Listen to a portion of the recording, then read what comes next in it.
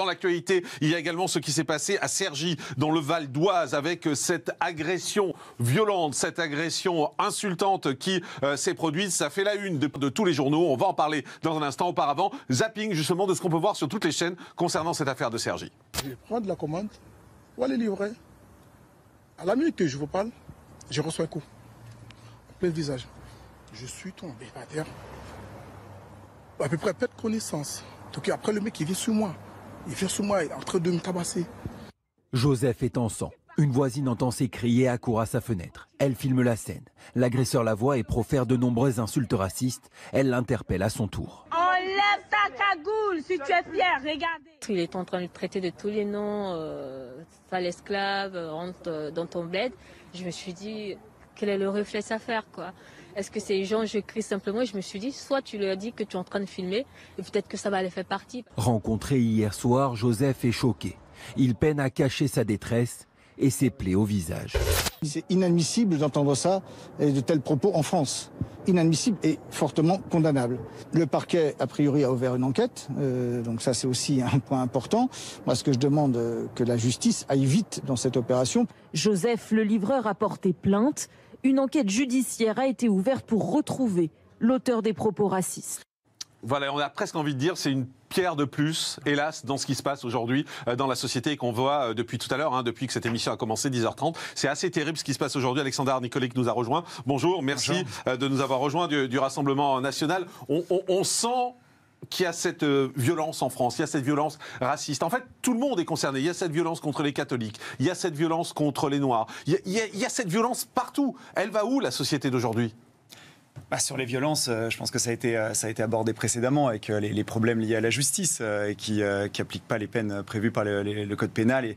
Et je ne sais pas ce qui a été exactement dit. Mais c'est pas ça qui va empêcher. Si je reviens juste sur cette affaire précise, elle montre surtout qu'il y a une forme de racialisme qui est ancrée aujourd'hui sur notre territoire. Qu'est-ce que vous appelez le racialisme ? Eh bien, de ramener l'identité à la génétique, ce qui n'a rien à voir avec la France. Parce que la France, c'est aussi une idée. Une idée que peu importe d'où on vient, peu importe sa couleur, à partir du moment où on s'assimile à l'histoire, à la langue, à la culture, aux valeurs françaises, on devient un Français à part entière. Et c'est pour ça qu'on a été depuis toujours le pays le moins raciste du monde, parce qu'on a su transformer cette identité, la rendre autre par rapport à tous les autres pays qui la rendent génétique. Oui, et c'est ce qu'on retrouve dans les pays anglo-saxons. C'est pas un problème de justice. Là, c'est pas un problème de justice, parce que c'est révélateur. Là, je parle du cas précis de Cergy. Il y a une forme de racialisme qui est importé des États-Unis, des pays anglo-saxons, où on ramène l'identité à la génétique. Et puis, il y a une forme de racialisme qui est importée aussi par une immigration qui impose ces références qui sont pour le coup souvent racialistes, où on ramène son identité à son origine ou à la génétique, ce qui n'a rien à voir avec la France. Et les propos qui ont été tenus, je crois, par cette personne qui se revendique elle-même algérienne, je ne sais pas quelle est sa nationalité, mais montre qu'il se sent appartenir à une autre communauté, donc cette communautarisation, cette racialisation que je viens d'expliquer, et donc il stigmatise une autre personne selon sa génétique en se basant juste sur le physique. Ça n'a rien à voir avec la France, c'est honteux, et le Rassemblement National, évidemment, se bat contre ça. Malheureusement, tous les autres partis ou presque ont abandonné cette idée que l'assimilation et que l'identité spirituelle française doit dicter comment on se définit en France. Enfin, c'est assez étonnant de vous entendre parler, de dire que le Rassemblement National se bat pour l'unité, etc. Vous passez votre temps quand même à dénoncer l'immigration, à montrer les autres du doigt. Et en fait, c'est simplement un dérivé de ce que vous faites au quotidien. Quand vous dites que c'est l'immigration qui est responsable des violences et qui est responsable de tous les malheurs du monde. Pour faire, pas de tous les malheurs du monde, l'immigration dans ce cas précis contribue aux difficultés de faire peuple, c'est-à-dire que partout sur le territoire, on se ressent français. Parce que quand vous avez des quartiers où rien n'évoque la France, et même souvent se réfère à la culture arabo-musulmane, ou même ou à des cultures diverses, eh bien c'est très compliqué de se sentir français dans ces conditions. Ensuite, vous avez des professeurs qui sont malheureusement, trop souvent, peut-être par peur, je ne sais pas pourquoi, ou par idéologie, dans une forme de repentance, alors que pour s'assimiler, on ne s'assimile pas du néant, il faut représenter quelque chose, et redéfinir ce que c'est qu'être français, la nationalité française pour faire peuple, c'est essentiel pour qu'on puisse vivre ensemble. Je sais que c'est souvent ce qui est évoqué, mais on ne vit pas ensemble quand tout nous dit, quand on a des références totalement différentes, comme je l'ai dit tout à l'heure, l'histoire, la langue, la culture, les valeurs. Cher monsieur, vous serez d'accord avec moi, on a affaire à un imbécile. il dit qu'il est algérien, peut-être qu'il est français, et il s'attaque à quelqu'un de couleur en lui disant tu es un esclave. Donc là, c'est pas un problème de racisme, c'est un abruti. Non, c'est un problème de racisme. C'est un problème de racisme. Quand je dis de racisme, lui-même peut-être algérien, a subi peut-être du racisme, et peut-être qu'il est français. C'est lui qui provoque du racisme, en l'occurrence. On est bien d'accord. Et c'est le seul en ce cas. Monsieur, on a affaire à un imbécile. C'est un problème de racisme. Quelqu'un qui est non, refusé. pas du tout, monsieur. Ah bon, c'est un vrai pensez qu'il est problème. raciste envers les Noirs? Oui, bien sûr, oui. C'est un problème de racisme. En fait, juste Sonia là-dessus. Sonia. En fait, on se rend compte qu'il y a toutes sortes de racisme finalement, mais il s'agit bien d'un problème de racisme. Quand vous entendez ce qu'il dit, je ne sais pas si vous avez bien écouté les propos dans la vidéo, mais bipé pas mal. Ce sont vraiment des propos racistes qui sont vraiment révoltants.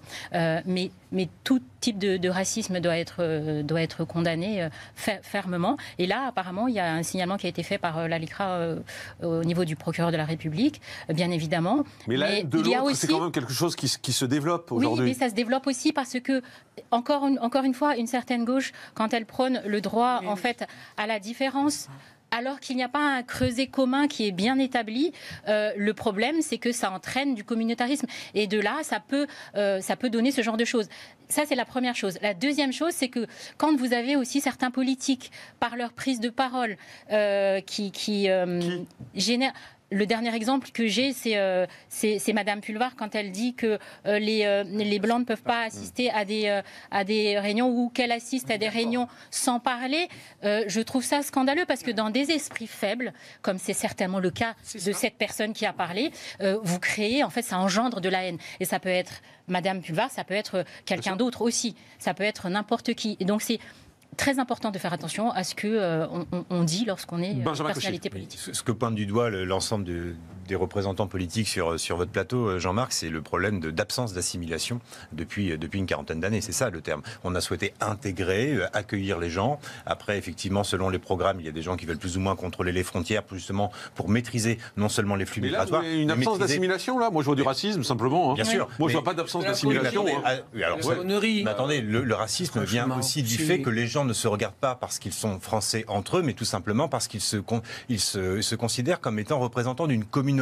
Et la communauté nationale n'ayant plus de valeur, de saveur pour les gens qui arrivent dans notre pays, parce que la France, comme si elle était honteuse de son passé, a parfois tendance à mettre son drapeau dans la poche. Mais à un moment, il va falloir arrêter ça quand on en est à attaquer des catholiques parce qu'ils font une procession dans Paris, excusez-moi. Évidemment. Vous voulez être concret. Qu'est-ce qu'on fait? On va l'attraper, on a sa photo.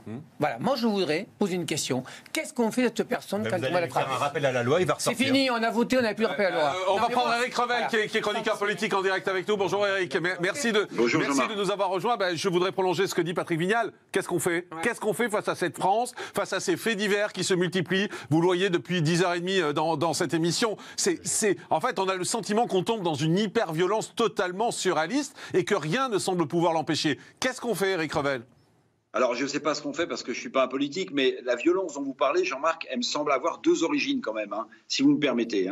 Il y a sans doute une origine un peu conjoncturelle qui est liée aussi au déconfinement. Vous avez vu qu'il y a quand même beaucoup de faits de violence, notamment sur des femmes ou dans des couples, qui sont liés, les spécialistes le disent, à ce phénomène de déconfinement. On a vécu contraint pendant des mois. Donc ça, c'est une partie conjoncturelle. Puis il y a une partie structurelle, vous avez raison, d'une société française qui est de plus en plus violente, qui s'est ethnicisée, où le fait minoritaire devient le sujet majoritaire, où cet incident, mais il faudra attendre évidemment les conclusions de l'enquête, montre qu'en fait, quand on pointe du doigt seulement le racisme blanc envers les Noirs ou envers des minorités, en fait, on ne montre qu'une partie des choses, parce que le racisme, c'est le fléau le mieux partagé, qu'on soit arabe, qu'on soit noir, qu'on soit blanc ou qu'on soit jaune. On pourrait parler aussi du racisme en direction des minorités asiatiques dans notre pays, auquel on a assisté il y a quelques semaines. Mais en même temps, Jean-Marc, il faut faire attention, me semble-t-il, parce que je regardais un travail très intéressant d'un ancien capitaine de police qui s'appelle Stéphane Lemercier, qui est enseignant à Montpellier et qui depuis des années essaie de comptabiliser, pardonnez-moi cette addition un peu morbide, le nombre de policiers qui sont morts en mission suivant les décennies. Eh bien, en dépit du fait qu'on parle tous les jours d'agressions de policiers, de blessures de policiers, de meurtres de policiers, eh bien, le travail de Stéphane Lemercier montre qu'il y a moins de policiers morts dans la décennie qui nous intéresse aujourd'hui que dans les années 80. Ce qui a changé, c'est le contexte et les causes de ces meurtres de policiers ou de ces agressions de policiers. Et là, on voit bien que ce qui nous fait peur, ce qui nous implique, ce qui nous interpelle, c'est la montée du terrorisme aussi et des violences terroristes.